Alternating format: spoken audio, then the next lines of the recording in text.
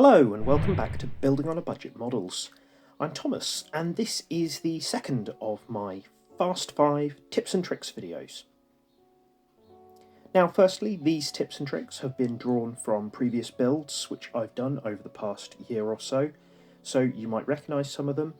If you have any contributions to make, please do write them in the comments. If you think that I could add something in the future to these tips and tricks videos, please let me know. Now my first one was used on the McLaren MP44. If you have something like a police car and you want to add a radio or a telephone, or in a sports car that has a wire that goes underneath the steering wheel, to me a cable is really useful. So this is their 1mm thickness wire and it maintains the shape. So when I bend it around this sewing needle, it will maintain the coiled shape when it comes off.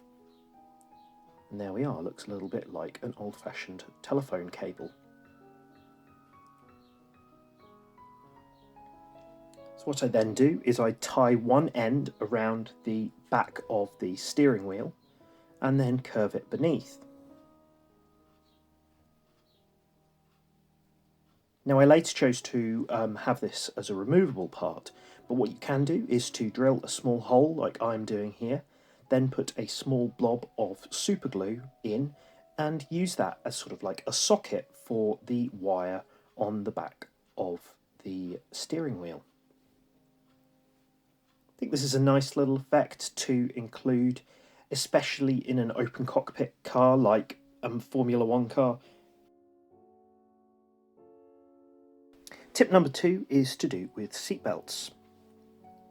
Now Hasegawa provide this kind of vinyl material along with photo etch in many of their kits, including this Subaru Impreza.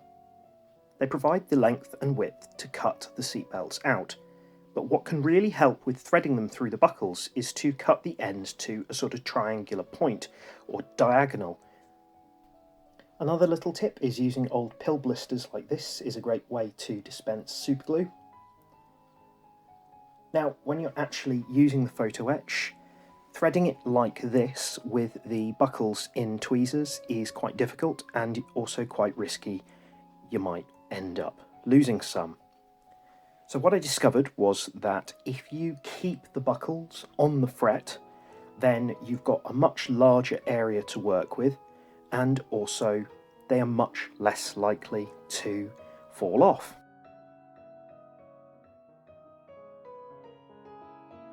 Pretty happy with that. Now the third tip here was from the Revell Ferrari F40 and it also is regarding seatbelts. Now I got these buckles with this Tamiya detail upset, but I wasn't too happy with the material, so instead I got this sticky back velour. This kind of better simulates the fabric of the seatbelts themselves. Also, because it is in one big sheet, you can cut it into the sort of size and length of pieces that you need, and it doesn't need to be glued down. The adhesive on the back fits it in place really nicely.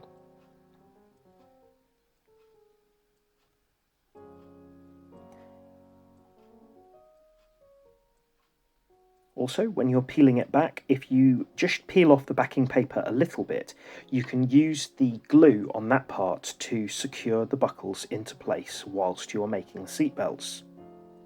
This is a lot easier than using the vinyl strips or ribbon, as the buckles are likely to fall off whilst you're making it if you're not careful.